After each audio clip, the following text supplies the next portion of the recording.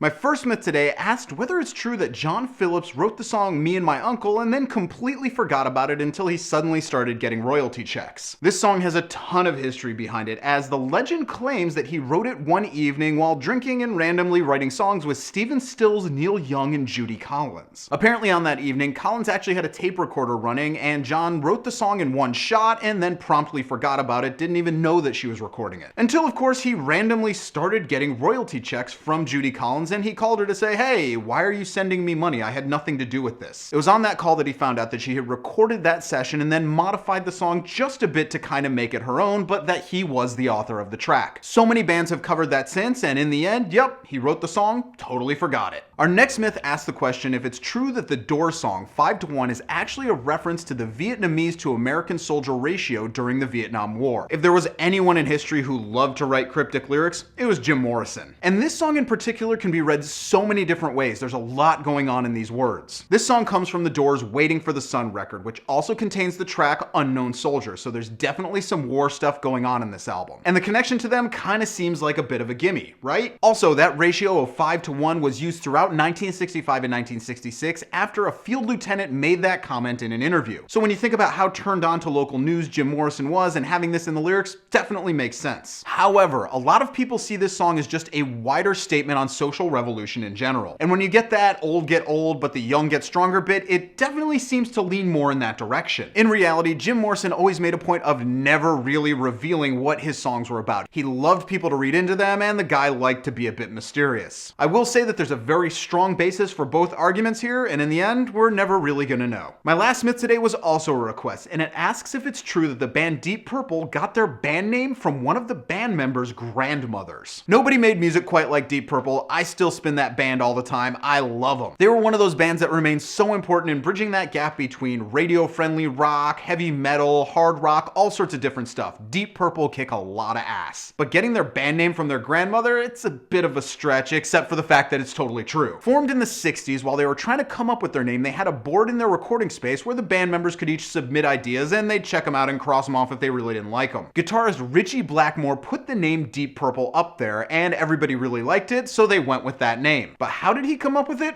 That's right, it's named after the Bing Crosby song, which happened to be his grandmother's favorite. Deep Purple, Bing Crosby. So metal. So those are my myths for this week. Be sure to check back here every Friday as I delve into some of the coolest stories in music history. If you've got a myth you want me to check out, you can email it to me at thedailyguru@gmail.com. You can follow me on Twitter and Facebook right here, and I'll see you guys again next time.